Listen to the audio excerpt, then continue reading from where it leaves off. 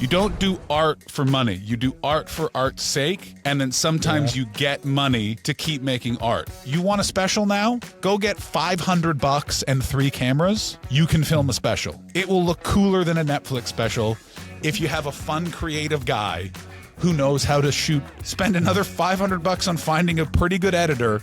You have a great stand-up special. Like, you know what I'm saying? Like that, the means are in your hands. Like, I think YouTube is the future. And that's also why I'm like investing a lot of my time and efforts into YouTube. So I think Netflix and HBO will turn into YouTube, not the other way around. Because why would Netflix spend millions of dollars on producing content if they can get idiots like you and me to do it for free for them? I'll even go further. Why would Netflix spend millions on infrastructure when they can literally just go, we're a channel on YouTube?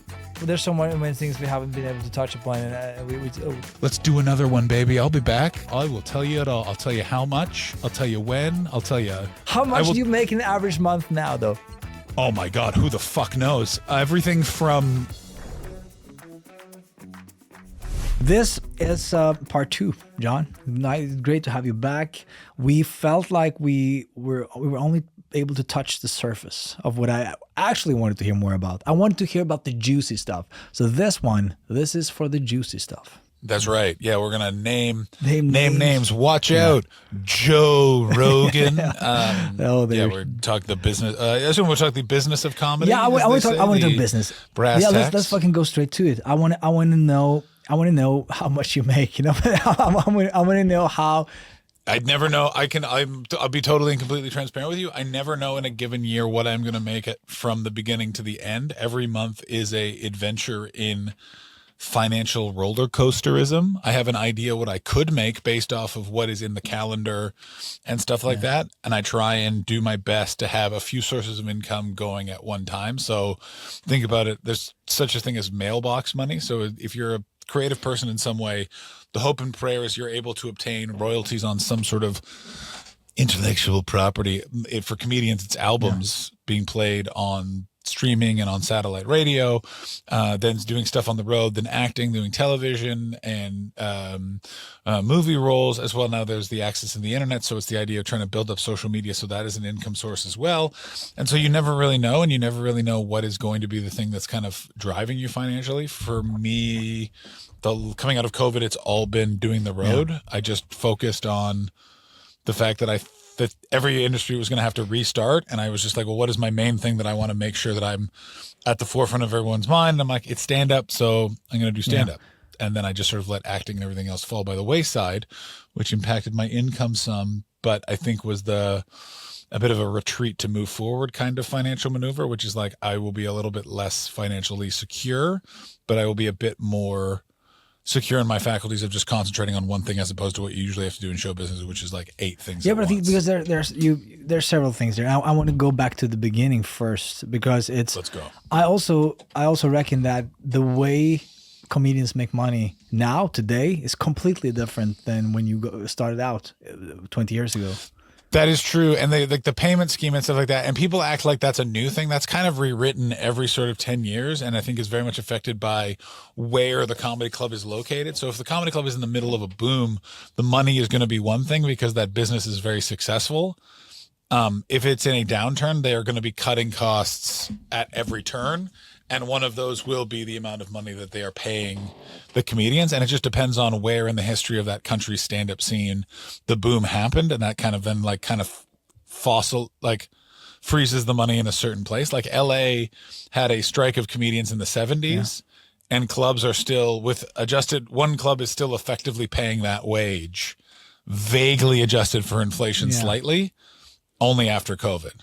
So like, it's one of those things where it's such a catch-as-catch-can industry, so you never know. Yeah, because so you're going further back than I was thinking. But so back to the 70s, stand-up was a very new. Like I think I've seen these old tapes, footage of Woody Allen doing stand-up, and you have like I don't know who was he was probably one of the. Those are even the 60s, but yeah, and that. How they were earning money was they were doing all of the clubs in Greenwich Village that also were folk clubs and other things. And it was essentially coffee houses, and they literally would pass a hat. And the lineups were Woody Allen, Joan Rivers, Richard Pryor, and George Carlin. Those were the comedians operating at the time. which is insane Yeah, to think of. Like Johnny Carson always goes like, I launched those guys' careers, and it's like, that's bullshit, Johnny. There were 4 comedians, and you saw them, and you like, needed something, and they were the only ones to call. Yeah. But yeah, it's also like, it's like if the English took credit for America. We saw the talent of Benjamin Franklin, George Washington, Thomas Jefferson, and let them, like, it's like, come on, saw bro. the potential Like, of that continent. Yeah. Fuck yourself, George Carlin. Yeah. No, Anyway. but it's if we talk about your career. So when you started in Montreal, how much did you like? What did a comedian? What could a comedian be paid for an evening if you did one set? And for the people who don't know, one set, I'm guessing is about 20 minutes of stand up. Or I'll tell you the whole structure. So there were 2 clubs going. Thursday, Friday, Saturday.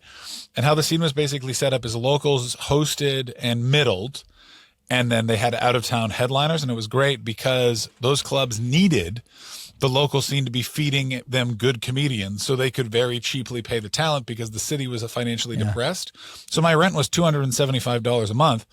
So in a weekend, you got paid $25 per set, 5 sets, or if you hosted $50 a set per set, and you could live off of that if you got 2 of those in a weekend.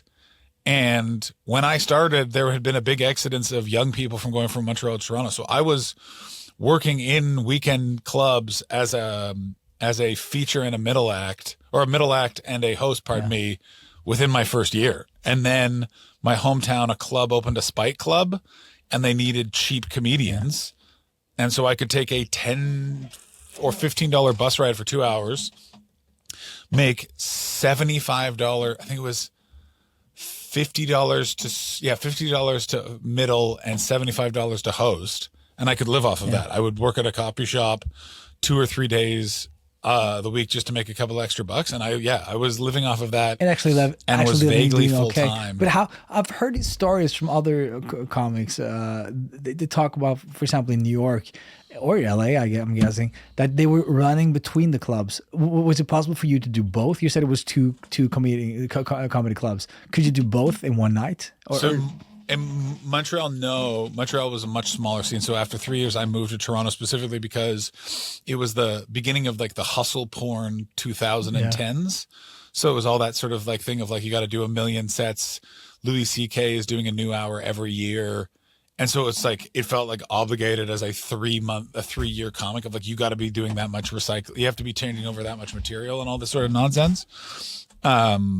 But I went to Toronto specifically so I could run between the sets, because in Toronto you could run from like open mic to open mic, and that was sort of the comedy culture of the time of a bunch of us just would do 1 million open mics every ding dong. What did that day. pay? When you're saying open mics, it sounds to me like something that you do for free. It was free, and then I was working for the Yuck Yucks Corporation doing like clubs, corporates, and one-nighters on the weekend. There was a chain of one-nighters through Ontario of like, you could make anywhere between $800 and $200 doing some position on a show in a barn in Merlin, Ontario, where you might bomb really aggressively. When you say one-nighters, it's but like it was enough they money. set up a show, like touring, like the city. Like some comedians from the city, they go out. We kind of have the same thing in Norway, where like some comedians in Oslo, they travel to some place that rarely get visitors. So they are like, they want to pay They're to off see to whatever. Stavanger.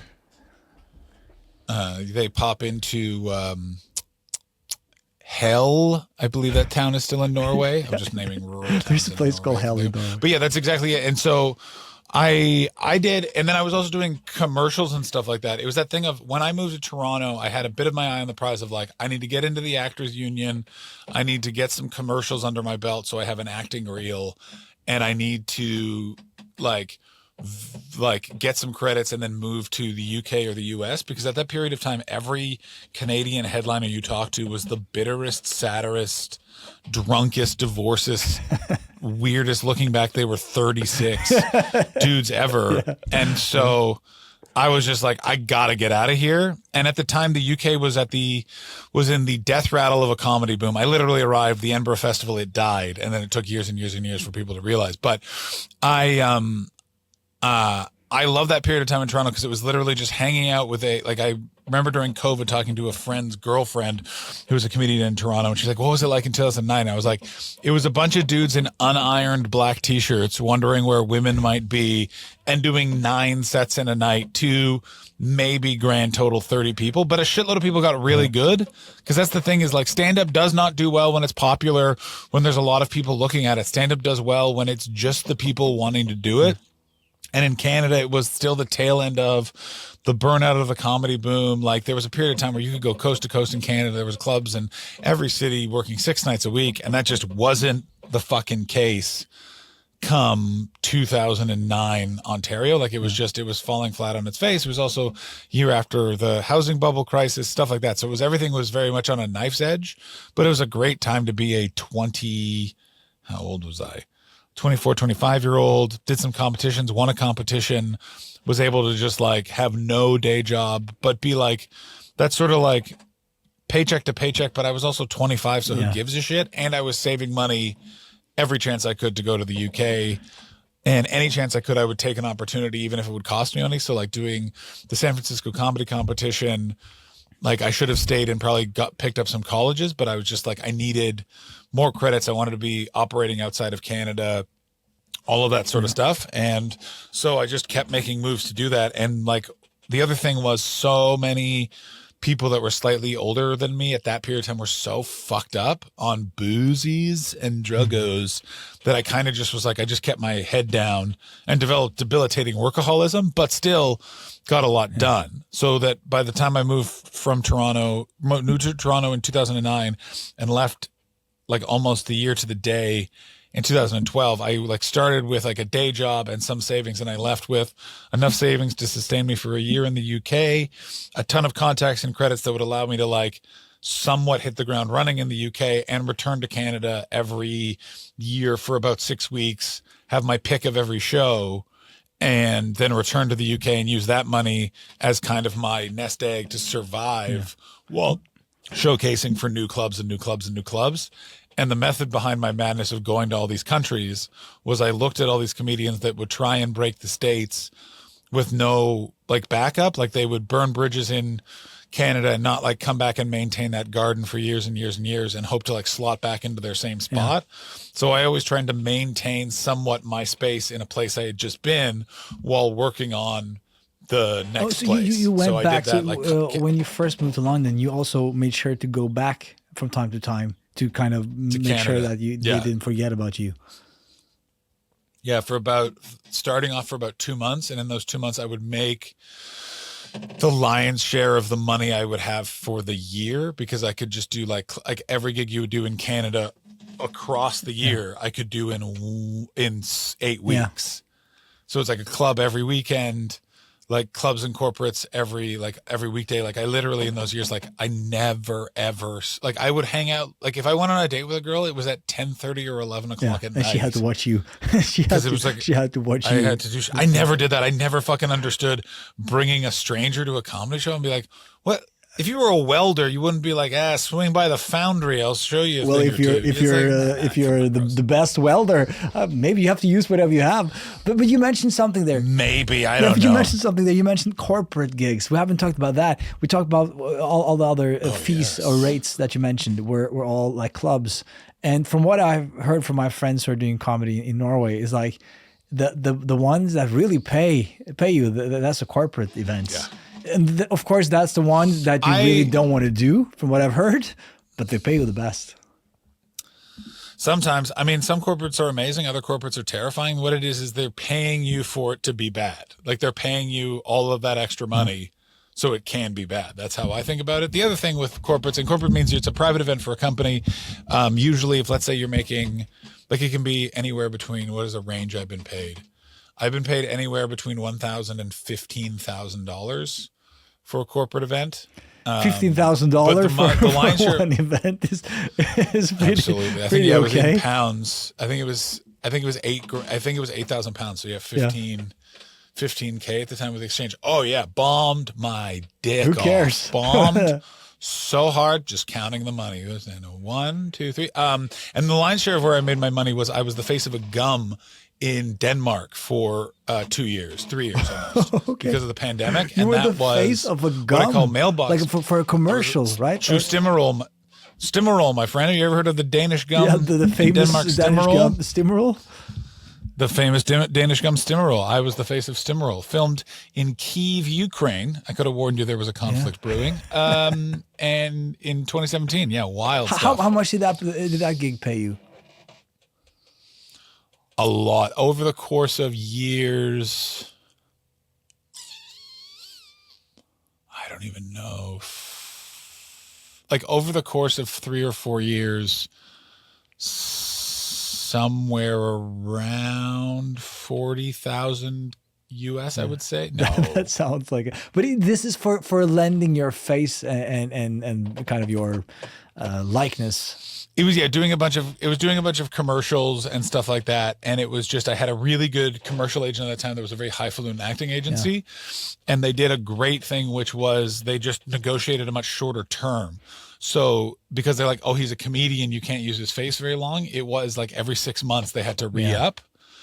And they didn't realize that. And then they wanted me to do more. And then that was renegotiated. Oh my God, it was crazy. And in those years, I had a girlfriend that was going to be a wife living in Canada. I was living in the States and trying to maintain a career in Europe. And so I could only be out of the States less than 6 months a day, a year. And so I would do these crazy flights. Like I did the San Francisco Sketch Fest, stayed up all night, immediately went to the airport, flew from San Francisco to Boston, Boston to Lisbon, Portugal. A guy met me at the airport in Lisbon. We drove to the middle of a field. I drank 3 coffees, immediately got in a canoe, shot a commercial all day, got back into Lisbon, fell asleep, ate a burger in the middle of the night from room service, and then got on a plane and almost got held up at the border in the UK because they misfiled my paperwork. It was like, just life was fucking insane. But okay, but this is the things that I hear about, and I think a lot of people have heard stories like this, and it's what it takes, I guess, to make it. But I guess the reason behind this madness was that at some point the goal, I'm guessing, would be to headline and be the type of headliner that can demand like a couple of thousands for one night. So I know I said this in the last episode, and I'll say it again, is I don't think of the money that way. I don't do stand-up for money. I do it for free. It's just the symptom of our society is I have to make money at some point. It's the thing I do with the lion's share of my time. So money needs to be accumulated. But I really cured myself in COVID of thinking of all of that stuff competitively. It's now like I want to do 5 sets a night or 5 sets a week is my goal in LA. I need to be, how do I say this? Like I need to be contributing financially to my family. So both of those things have to be figured out. But like, I'm not going like, I want a headline so I can afford X and Y. It's just going like, I need to travel less. So I'm going to headline more in Southern California. And let's hope to God we figure out a way for the money to match what it would have been on the road. And that's sort of how I approach it. And I know it's not the most Warren Buffett intelligence sort of way to do it, but it's worked in that way of sometimes with like weird, crazy freelance jobs, the only thing you kind of can do is jump and figure out what to do on the way down. Like, it's kind of like, how are you going to make money if you're just doing stand-up? Don't you just need that day job? And it's like, that's true, but you also may not figure out a hustle until you just get rid of that day job. And it's fucking 100%. Terrifying. But also the thing is like, just if you can just make sure to have like 2 months worth of rent on hand, you'd be shocked how fucking quickly you fucking snap into action. Like I think people underestimate themselves a lot. That like you have a Norwegian phrase for this, that like the gist of it is that if you place yourself in the in the position or situation where you need to solve this, then it's more likely that you will solve it. But if you keep your crutches, then you will limp around forever. So you'll never learn to walk, in a sense. But what I meant, it being a Norwegian phrase, I assume it's. Oh, go ahead. Sorry, I was going to make a joke about how it's like, when you're staring at an ice fjord and the giant comes after the donkey has licked humanity into existence. Yeah, you know this. Of course, listen, there's nothing more prophetic than the wisdom of the Norse, my friend. It's actually it's Is this a riddle? the real translation of it is that naked need learns teaches or learns naked lady how to kind of sue, like to how do you say it, to kind of This is why Scandinavia is so funny. Is like it's like this nation known for like smoked fish and going around the world in a canoe, and their entire language is like the most singy, songy, flighty, whimsical thing in the. Never forget old Norwegian phrase: "Man with longboat always has to go to the bathroom." And you're like, what the fuck? It does. It has to do with childbirth. Yeah. No, but what I was going to say was that what I meant earlier with like I think that having a direction is always key, but maybe you disagree with that. But what I meant was that money is often a proxy for success, and like if you are the best comedian and you are the most entertaining comedian, you tend to. I hope that the world is kind of fair, that you tend to get paid the best. Or do you mean that's not the case? That has never been. I don't think that that's the case at all. I think popularity rewards one type. It rewards who is really good at being mainstream and appealing to everyone, but that's not always the best creative person. And I think it's the main thing. And I see what a lot of drags people down is they end up chasing what they think is going to be popular, or they end up chasing what is popular. And that you see a lot of comedians really change fashion about 45 minutes after the zeitgeist is kind of caught up to that fashion. You know what I'm saying? Like comedians were dropping a nice, excellent Kangol hat in the 2010s, like a bunch of douchebags. But it's one of those things where I don't think you can kind of worry about success, because it's in the end is like the amount of people, especially now where it's both, where things are so narrowcasted, like people are world famous to their audience, and people that aren't their audience have no idea what is going on. But isn't this because I hear what you're saying in a sense, and I can kind of liken it to music, and we talked about this last time around. It depends. Well, exactly. And music is very much like this, where a lot of the iconic and defining artists are not successful in their time. They're influential potentially in their time, but it's in retrospect and stuff like that. They get reevaluated, looked at. They last the sense of time in the way that, like, you know, everyone, like, all the amazing stand-up comedians, the people that were super popular were in those, you know, 60s, 70s, Don Rickles, Johnny Carson, that was the mainstream acts. You know, George Carlin and Richard Pryor were opening acts who both fucking lost their mind in Las Vegas and went crazy, but they became iconic. But in the moment, they were not as on the zeitgeist as we remember them to be. Lenny Bruce was not the huge, successful household name. He was a junkie who pissed off a bunch of Chicago judges. Yeah, because maybe you're right though that it's because I think the comedians and the musicians that kind of flip flops and try to always do what's popular, they have a tendency to be the almost greats. That's the best they could ever get. Like the best they could get is an almost great. And to talk about, let's drop some names. I remember the first time I got introduced to American entertainment was when I was illegally downloading stuff way back when, right? Kazaa or LimeWire or whatever. The best. All of a sudden, yes, please. There were these late night shows. I've always had this longing, like I felt like a connection to the US or to the North America. And all of a sudden, I came about the guy named Conan O'Brien. And he spoke to me, like, because it was different, because I saw a lot of that. I say Jay Leno, I've heard about Johnny Carson, and they were all the same. And then all of a sudden, he was this tall, goofy. He did like this. Is this even allowed? And what I mean is that he was not doing what was popular. He was doing his own thing.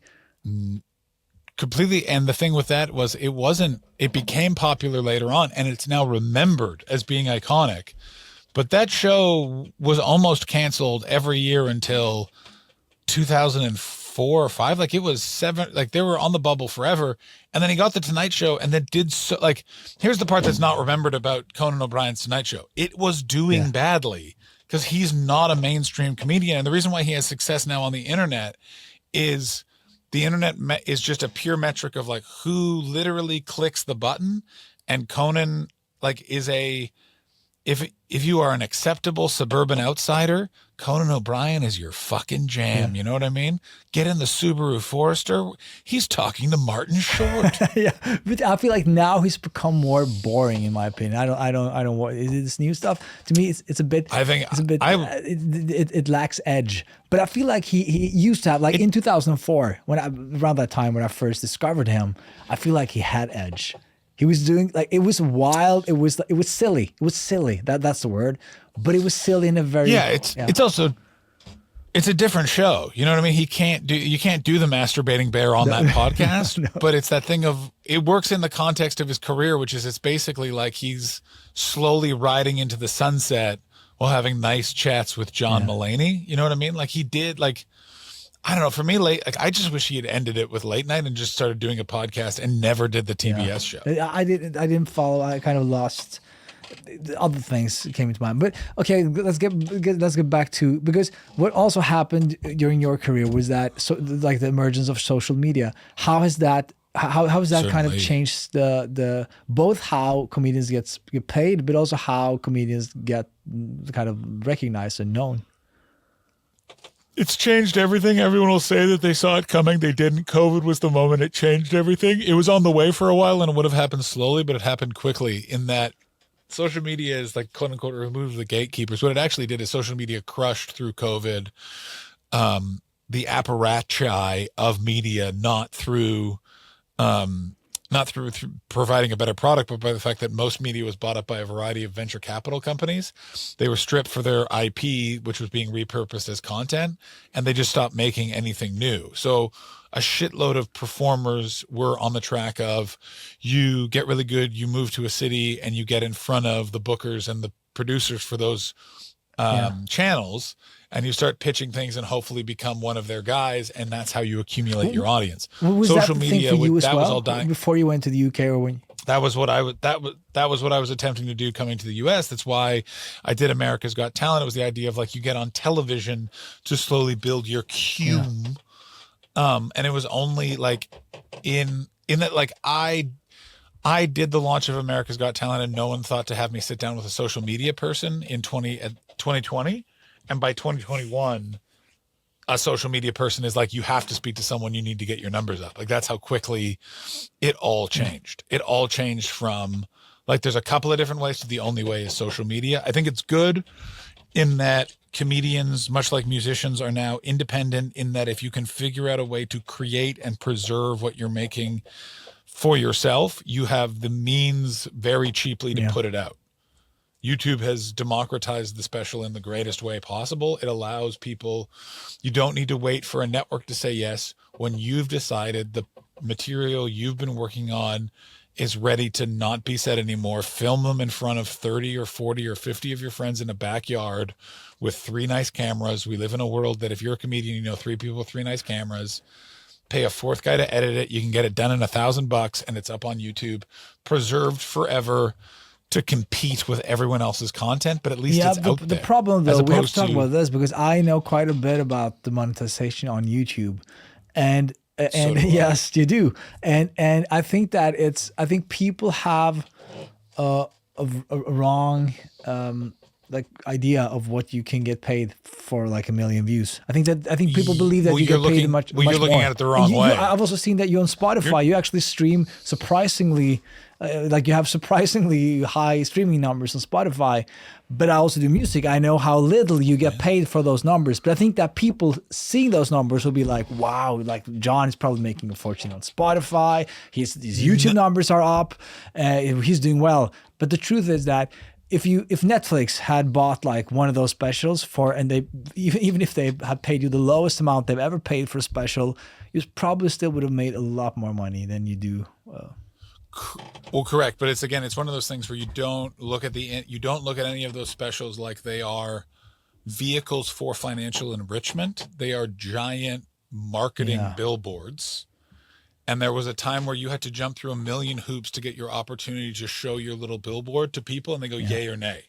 And now we're living in a libertarian's dream. It's a total free market. And that's the thing is, like, so what I like about that is I wanted I had this backlog of material from doing Edinburgh. I wanted to put it out in a way that like sort of gives it a unifying theme. So you like approach things differently. So I looked at it like this is a body of work that I've done from the end of COVID until now.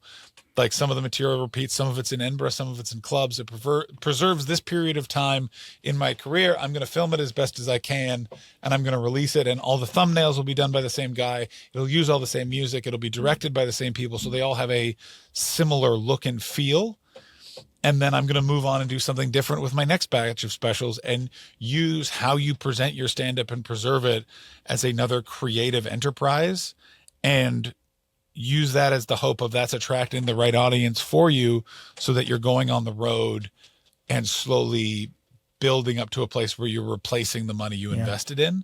But if you're thinking of anything you're putting on YouTube as that's how it's going to make money, that's not true. This podcast is going to go on YouTube, but that's not how you're going to make money. You're making money. You're putting it on YouTube to hopefully build it to enough views that you can turn around to a sponsor and go put Factor meals or Pro Flowers at the beginning of this. And then you're going to be making some shagrur, as they say. And that's true. It's probably the same thing that is happening in music too. And I think that finally the industry has accepted that the money's made live. And the live money, in music at least, the live money, the gates there are up. How is that in comedy? Like, are you able to get paid more? Like, are the clubs paying more? Or are because it seems to me that... I think it's going to be, I think where we're recording this right now is we're between summer festival times. I don't think the gates are going to be up this festival. I think everything is down because of Trump's tariffs and a bunch of other factors in the world affecting the world economically.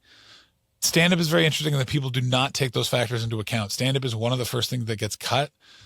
We really benefited in the last 10, 15 years of how expensive movies are. So stand-up became the like, I don't really want to talk to this person, but I do want to fuck them date activity of choice.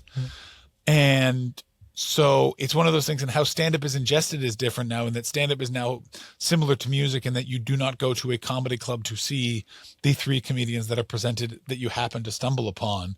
You're saving your money to go see Dan Soder and then Dog Soros and then Maria Bamford. You know what I'm saying? A little dog in Monica. Yeah.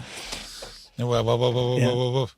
But you see what I'm saying? So it's the way that to use business terms, the way that the consumer is using the product of comedy club attendance has drastically changed as a result of social media, because everyone is always a comedy fan now. It's not a specific thing that you put in your Twitter bio. And now you're a fan of a group of comedians, a style of comedy. You're into the Rogan verse, or I like alt guys. I'm into the New York. Like, you hear people use these terms now, like they're baseball teams. And do you also see this happening behind the scenes?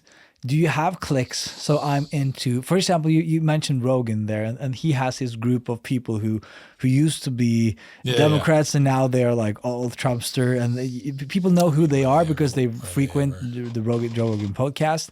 And they've kind of piggybacked on Rogan and become huge household names based on that. Like you have Tony Hinchcliffe, you have. I'm not saying that. Like, I think these guys are really fun.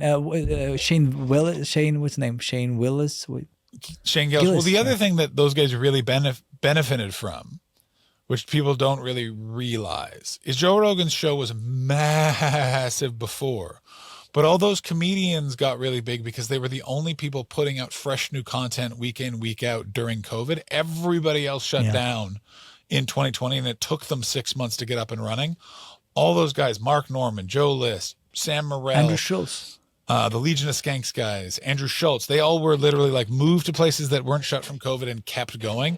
And they really benefited from, as that was happening, traditional media was collapsing. So we went inside COVID, and there was a bunch of different options as to what show business was. And we came out of it, and there was only one. And the thing that's very interesting is the way that show business is now is that the artist doesn't need a lot of accoutrement in terms of industry people, in the way that it's like you can go direct to consumer with specials. You can collect their emails, figure out how many they are in a city, put those things on sale, or take that data, go to Live Nation and be like, pay me X as a guarantee, promote everything, away you go. and you don't need a manager or an agent. And you see a ton of really big acts doing exactly that. And that's going to be very interesting because it's going to be a huge portion of show business that's not in front of the camera that's going to be gone or changed. And I'm interested to see if they're able to do that. You have a podcast or several podcasts, at least one that I have listened to quite a bit, the Wrestler Review with your buddy Dylan Gott. Of course. How important do you think podcasts are? Because it seems to me that if you're a comedian and you don't have your own podcast, then that's kind of part of the spiel now. You need a podcast or else you're not a real comedian. I don't think they're nearly as important as, drum roll please, a social media presence of some sort. I think you need to be doing something that isn't like stand up in a club. You need to be putting clips up. You need to be proactively using social media for what it is. And I hate it as much as the next duck, but you can, like, I'm angry at City Hall too, but I still use the road. Like, you have to participate in this shit or you're going away. That's what I don't think people realize, and I can see it. The amount of people I'm working with as a stand-up comedian who have day jobs has infinitesimally increased. The amount of people that are saying it's harder and harder to get work has infinitesimally increased. And that is because, unlike there just being a generational gap between you have to adjust your material because you're now gone from the young guy to the old guy, it's also how you go and get the audience. The way that they understand it is gone finito kaput. And the way you have to do it is a brand new concept. And it's just interesting to see who can or cannot adapt. It's the exact same thing that's going on in music, right? Where you have to, like, and we talked about this also a bit last time, that now you have to be a media agency. And that's basically to summarize what you've been saying for the last 5 minutes, is like, you are now 50% a media company, John Hastings Inc., and you are 50% a comedian trying to write jokes and be funny. Correct. And it's also like, I think you also have to look at the game differently. Like, everyone understand, like, I felt so much better about social media when I stopped worrying about all the negatives it was putting into the world and just going, my job is to make this number go up. What do I need to do to make the number go up that fits with what I want to do as a person on stage? I don't want to be political. So you got to be careful in what you put out there, but you want to signal your politics so you don't get caught up in the wrong clique. Like, there's a bunch of stuff you have to sort of think about in a way that you didn't have to before. But the inverse side of that that's great is, I think for the first time in a long time, comedians are they're actually thinking about their act all day, every day. They're thinking about what they're putting out in the world. Comedians can just be comedians doing comedy. They don't have to be also writing a sitcom script or anything like that. And doing a podcast is no different than doing morning radio, which is what we all have to do to promote shows anyway. It's just done now in a way that people actually listen to it. But you mentioned there that you have to do whatever it takes to get numbers up. That is a very cynical approach, right? You because earlier you said that I don't care about money, I don't care about that, but you care about, for some reason, the social media numbers. Here's why. I can explain. It's not don't do everything to make the numbers go up, is that you do need these numbers to go up. If you're a comedian wanting to do comedy on stage, the price of entry is those numbers need to be higher. It's cynical in that, like, the marketplace has dictated this is now how we are ranking success. We are not looking at the content, we're looking at the number. So it's one of those things where you can be like, all right, I think that that's cynical as hell, which it is, but it's also that thing of like, I've spent too much in my career going, I'm not going to participate in that because artistically I don't feel it's correct. And you can go, that's fine. A lot of those people have other jobs now. At a certain point, you have to go, some of these things I'm just going to have to hold my nose and do. And social media. I think you're right. And I think that, but what you're saying there is that there's a trade-off. That's what I mean, and that because I had the same. I think all of us that have experienced, at least to some extent, the life before social media, have had this idea that I want to make. For me, it was music. I want to make music, and I want to do it my way, and people would just understand and they would just feel whatever I put out in the world, and I will not participate in this game of likes and stuff. But look at me now. I'm a whore.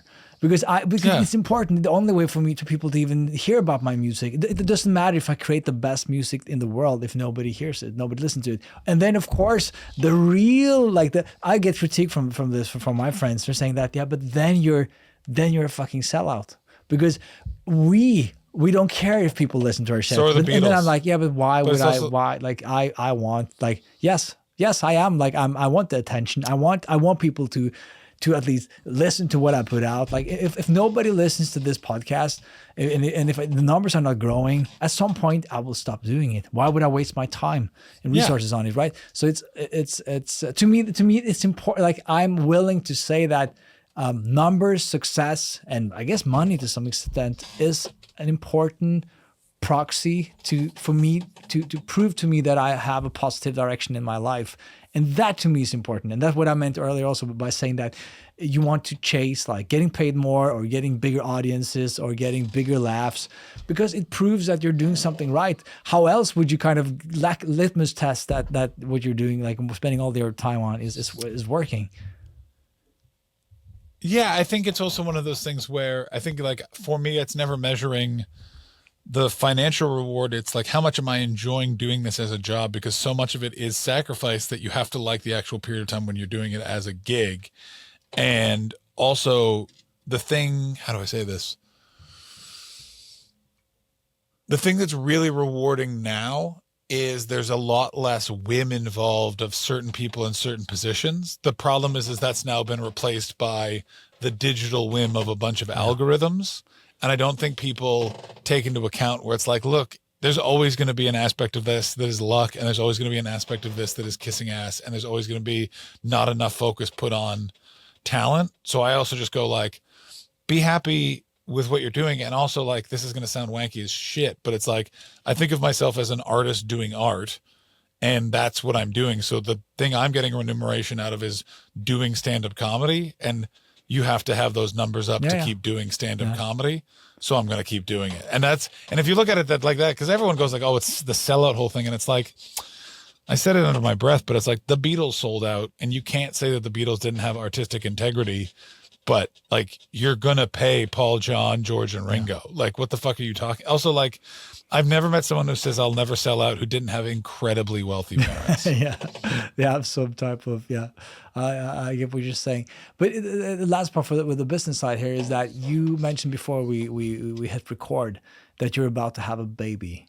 And that is like, what's your thoughts on that? I don't know how I'm going to make it work, and I'll just figure it out. Like, I don't know how to balance being a parent and also having a job where you travel a lot. And what I've decided is I'm going to just worry about getting the kid into the world and like the first month of the kid's life. And then when it's time for me to go back to work, I'll go back to work. But we very luckily kind of planned things so that like this would be a good time for, if like I'm taking my foot off the gas, I put out all these specials. I filmed another one that I'm just waiting to see an edit on 2 weeks ago, so that there's like more content to put out. The benefit of YouTube and social media now is like, you want the appearance of your doing stuff, you can just backlog record a bunch of clips and be putting that out. And that is as beneficial as going to a million open mics, because everyone's using YouTube in a way. And that allows me to, and that's what I've done. And so that's allowed me to sort of be able to prep and take some time to just figure out how to be a dad and then come back to stand up. And that was a big lesson of COVID. COVID taught me, like, I'll never stop doing this. They can't stop me from doing this. I will do this in any circumstance. So if I need to take a step away to do something else in my life, I don't need to worry that I'm not going to be able to come back to stand up in the way that I want to. But you live in the US now, and from what I know, the US have different I got a gun. Welfare systems than we have in Scandinavia. So having a baby there is a huge financial risk. It costs a lot of money. Stuff can happen. You need like a rainy day fund. This baby of yours, this coming baby of yours, she or he or she has a mother. How does she feel about this whole thing? Is she anxious? No, she's not like that. She might, like, my wife also has is a career oriented career person. And it's one of those things where we've both gone into this eyes open and we're kind of like, we're going to figure this out together. And it's that thing of like, we really sort of prepared over the last couple of years for having a kid. So it's one of those things where we took into account where we lived and what we would need to do to prepare. And it's not the most romantic way to bring a child into the earth is the amount of mental spreadsheets that we had. But, you know, but you live in the most expensive part of the world. No. You do. New York, London. There's so many more. And LA's expensive now for the first time. LA can't be that expensive because so much of the population are out of work actors, models, and writers. So LA is shocking. Like LA has some ritzy bits, and LA also has a bunch of other parts. Yeah. So yeah, no, LA is not. It's in the way that like how, you know, like Norway's a little boring because it's like it's all fine. You know what I mean? It's like everyone's very attractive. It's cold sometimes, and then other times not as cold. Like America's all extremes. That's the nicest house I've ever seen, and it's next to a pit where someone's taking a shit. Like it's just like there is no rhyme or reason. You can't look at stuff that way. Yeah. But before we should wrap up soon and last time. But before I let you go, we have to mention some names. So this is always a fun game. Who are your top three comedian all time? Top three all time? Are we going in like specific influence? What do you want? I'm a nerd. So my big three currently, I've thought a lot about this. Billy Connolly, Richard Pryor, Joan Rivers. Those are the ones. Who's the last one? I was way more of pardon me? Joan Rivers. I'm a way more of a Pryor guy than a Carlin guy.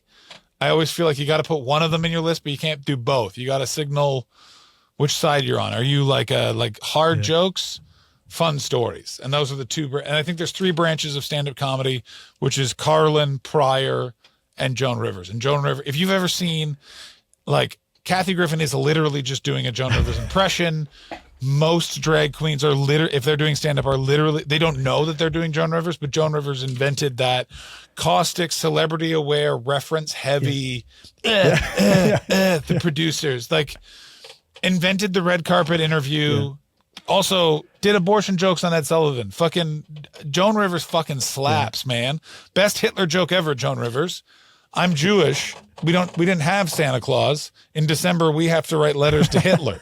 Dear Mr. Hitler, there's a couple in Teaneck, New Jersey you should look in on. And as a joke structure, it is flawless in every way. You understand the premise implicitly. The premise is fucking hilarious. And then all she does is just inhabits the premise, and she has picked the funniest way of saying, come kill my parents. I know of Joan Rivers from one TV show, The Celebrity Apprentice. Have you seen Joan Rivers on Celebrity Apprentice? No, I fucking refuse. Because here's the thing with Joan Rivers that's very interesting is, and this is the other thing I go into, which is why now our ability to preserve ourselves and put it on YouTube. You can't find Joan Rivers stand-up from the 50s and 60s. There were all these great records. You can't find any of her stand-up really anywhere. There's a couple of Live at the Apollo appearances from later in life, but like, Jesus, that woman was funny. Like, go find her on the Johnny Carson Tonight Show. Is some of the wildest. Check it out. Literally sits down and goes, Johnny, this is the dress I was wearing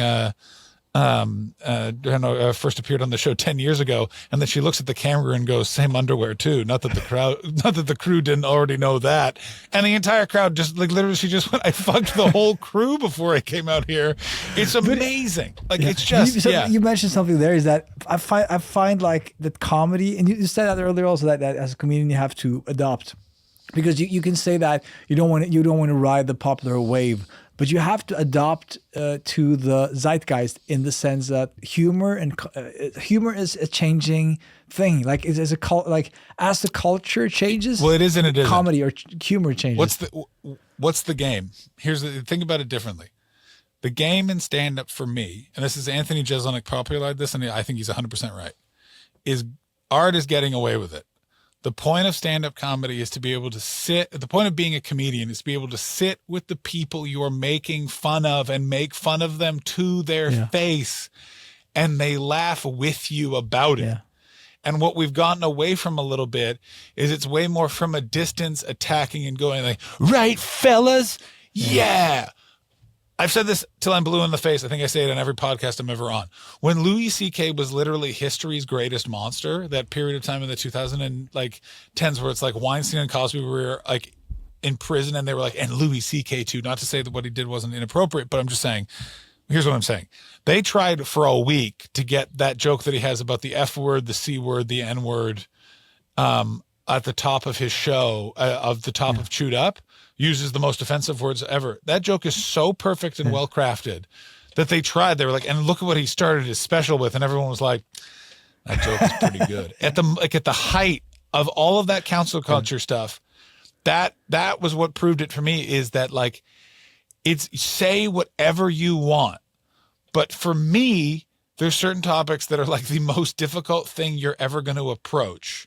So it's gotta be fucking awesome. I have a person in my life who was the victim of rape, and I went with them to a dark comedy night, and they turned to me and said, I don't mind a rape joke, but it's gotta be a funny rape joke for me to have to remember. And I was just like, what a fascinating way of looking at that. Of it's like, just remember there's some people in this room that have the trauma. So if you're going to bring up the trauma, you have to it was the most perfect way of putting it is you got to weigh it out. Like it's got to, like for them, it's got to be so good where you're like, yeah, you did it. And I always look back on all of the humor around the vaccine, and no one on any side really got close to a joke that allowed everyone to kind of laugh at it. And it was just because people got too far away from how to approach humor in that way. They misunderstand why Don Rickles was funny. Is Don Rickles, the meta joke of Don Rickles going out and making fun of all these different people in the front rows on their ethnicity, is he's an ugly, bitter man acting like he's better than everyone. And he's clearly the biggest loser. But we lose that nuance is a little lost at times. What you mentioned there is something that I've thought about quite a bit. Is that I think that it's easier to be. This is hard to say, but like to be an ugly comedian than being a pretty comedian. Do you understand what I'm saying, or do you think I'm wrong? I think you're wrong now. I think there were times that was true. I think now comedy is much more de rigueur part of the culture. They're dredging portions of the Pacific Ocean to make more seats for a Matt Ripe show. You can be a handsome comedian now. It's again, the difference is being an uglier comedian, you can be different, you can be more intrepid. Being a handsome comedian, they're gonna steer you towards the mainstream, because it's like, if I'm a manager or an agent, he can do jokes and we can maybe get him to take his shirt off and photograph that. And then sell those photographs, make it fucking happen, baby. You know what I mean? Like, yeah, but I think that it's harder for kind of the. But again, you mentioned Matt Rife. I don't know of him that much. He's not like, I haven't seen too much of his stuff. I know that he got popular on social media, right? Yeah, he's crowd work. He was the progenitor of the crowd work. Yeah, clip. Exactly. With high quality. I think that was his thing, right? He just had really high quality productions when most people were just having iPhone clips. But anyways, like because it's also that thing of like you have Kevin Hart and you have like even Joe Rogan and guys like that. They're not like bad looking, in the sense they're like they care about their bodies. The thing that I think that a lot of those guys do that's unfair to a lot of comedians is they will equate their success in stand-up comedy and not take into account stand-up comedy is the collection mechanism they use to get money from all the other areas in which they appear. Like Joe Rogan's stand-up was already in theaters in part because of news radio and in part that he was the voice and face of UFC during its biggest period of growth. It went from nothing to the largest new sport in the world, and he was always the face of it. That's going to translate into ticket sales for stand-up comedy, and he doesn't say that. He just goes, I went to the Comedy Store and I worked really hard at stand-up, and people in stand-up need to understand that being a stand-up and getting successful as just a stand-up, that's actually much rarer than people realize. The last one is like Ron White in America. Like everyone else breaks as a stand-up doing something else, and then stand-up is the mechanism in which they this get is the fucking money. interesting. In the way Why that, like, haven't you? Is this something that you have been thinking about? Like, what? Like, can I? What can I do outside of stand-up that can kind of get my name? I'm guessing that was why you went to. It's a different question. It was more, that's why I was always doing stuff outside of stand-up up until COVID. And then after COVID, I was just like, I hate running around and doing all that extra stuff. Life is going to be pretty tough here as we're rebuilding. I'm just going to do stand-up and not worry about any of those other things. And if I stay at the level I'm at in stand-up because there's no other things propelling me, not that those things are necessarily helping my stand-up, well, that's fine. And that's sort of how I've approached it, which is like, if I can keep getting up and doing stand-up, then that's the only win I need, and everything else will just kind of figure itself out. Who's the worst comic of the ones who are like famous today?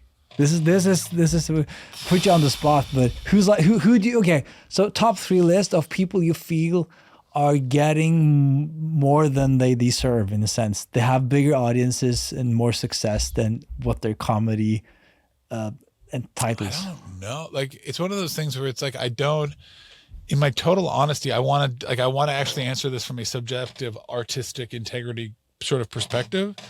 And I would say, like, I think sort of here's what I would say is, I think Dave Chappelle is one of the greatest stand-up comedians of all time. I think Killing Him Softly is a high watermark on how you do genuine, long-form, punchy, personality-driven stand-up comedy. I think his Netflix specials do not represent who he is as a comedian and what he is capable of. Yeah. And they annoy the shit out of me as a result. So and it's nothing to do what with you're saying there. And I think that that's a way where like the way I phrased the question was a bit like, this is the best way to there was a good answer to the question, because I get you and I agree with you. I think that that was, in all honesty, I think that was a money grab for him. That was what he did. And I salute that. I think that in my opinion, he's earned that right to be like, I will take this money and I will deliver a 4. I will give you a 4. Get that paper. Well, here's a little this is some inside baseball. There's a lot of people taking that paper, and a lot of those people then take some of that paper and they get a writer's room, and those 2 people write the act, and then that person just has an act memorized. It would not have been at all like Dave Chappelle would not have noticed the money was gone paying a couple of guys to write that act. It is a distinct possibility. Like, you would be shocked. America doesn't acknowledge it in the way Britain does. Britain, like, you'll find guys be like, and this is my writer, stuff like that. But the thing is with that is, I think Dave Chappelle, I think he was an ego thing in a different way, which is like, I think he believed he was coming. It was a triumphant return. The guy who went to Africa kind of finally came back with a special, and I just wanted more. You know what I mean? And it's like, and he is well within his right to do whatever he wants artistically, but I'm well within my right to be like, just a fucking rewrite of all of this would have been so much better. Just skim with a pen and a notepad would have been great. That's interesting. Last question. The legendary Comedy Store. You live in LA now. Tell me about the Comedy Store. Why is it so special? And is it still so special? It is so special. Any place where comedians are hanging out is special. I don't think that you should get into one place. I think you should get into every place. And I think that everyone needs to remember, if you're in something long enough, you'll get somewhere, you'll get everywhere in that industry. Comedians really obsess, especially later on in their career, the certain places they're in and not in. If you just keep going, you'll get in everywhere. That's what I learned from the UK, trying desperately to get into a million places all the time, is if you just fucking play the places that like you, hang out when you need to, put your flag up, be cool, and eventually you will get into those places, because in the end, every comedy club needs fresh comedians, and every comedian wants to play a new comedy club. And the thing with the store that's really good is it has a really fun, enticing culture to it. It really prioritizes developing new comedians, and it does the one thing that comedy clubs always forget to do when there is financial hardship, is the comedians coming up their comedy club, they get the same affinity for that place as they do for the college or university that they went to. The comedy club I first started in burned to the ground, so I don't get to go back. But I would go back for a lot less than what I would for other places, because that place gave me my start. A bunch of things wouldn't have happened in my life or career if it hadn't been for that specific building. And people feel that way about comedy clubs, and comedy clubs sometimes forget that and don't tend to the next generation. And you can lose your business not doing that, because then you have a wave of famous people that aren't giving you the free advertising of going, I started at the blank.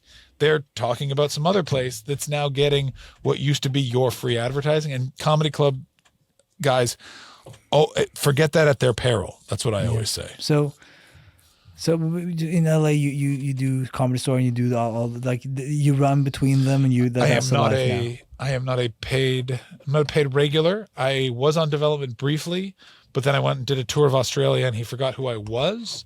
So I had to, and then the COVID-19 pandemic happened, and that guy moved to Austin, Texas. So I am now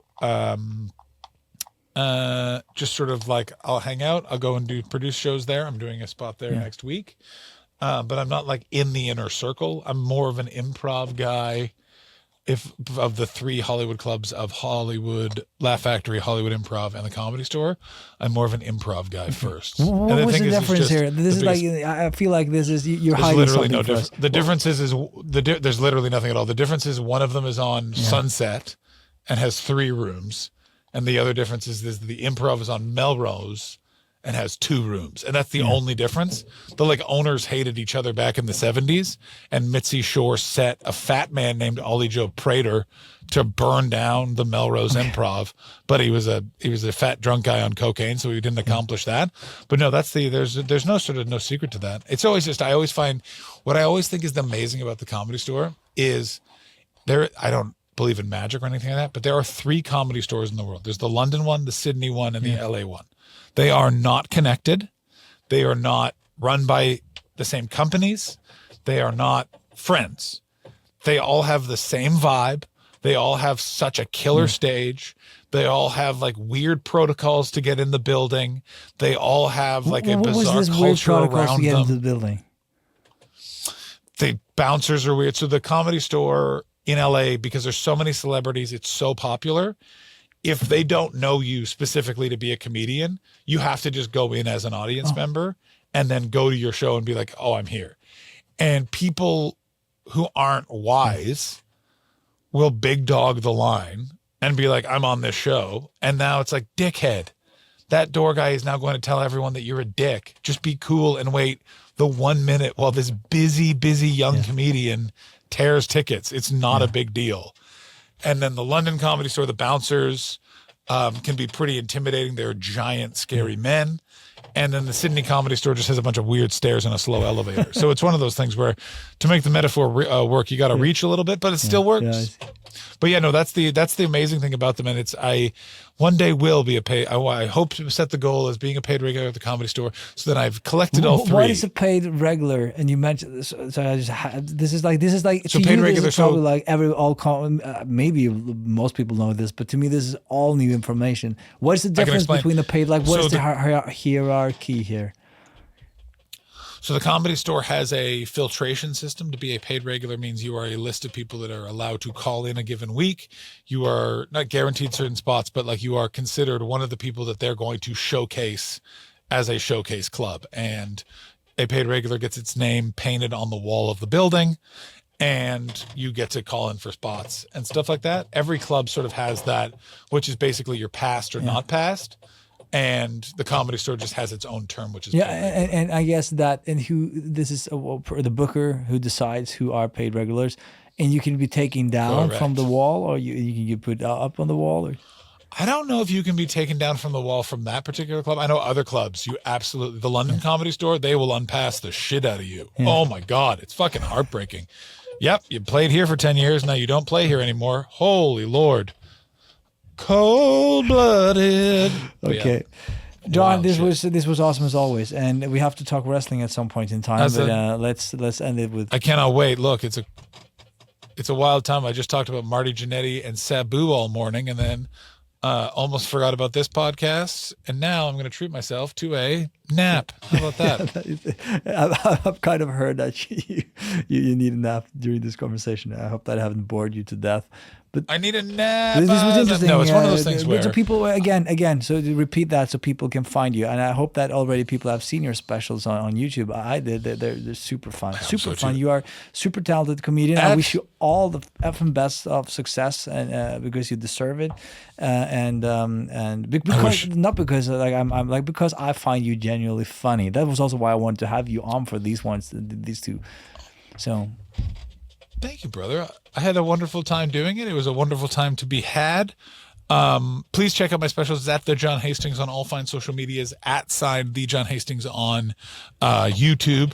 There's 8 specials, possibly 2 more to drop in the next couple of months as I take some time off to have a child. And here's the other thing. If you're a new comedian and you have questions, johnhastingspodcast@gmail.com is my email.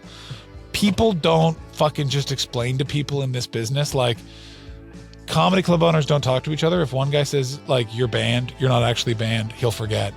If you bomb at one club, it doesn't affect where you stand anywhere else in the city. And every person who is doing stand-up also, if they're shitty to you, it's because you're either a threat to them or they think that you are going to replace them in the scene. It's the same thing over and over again. Just remember that and then have a wonderful time. That's my parting word of advice for all budding clowns out there. Let's end with that. In podcast land. Thank you. That's right. An hour-long podcast. Again, I refuse to make them an hour. I make sure that this one an hour and 6. You know what I'm saying? You're going to have to trim it down or extra long episode. Woo.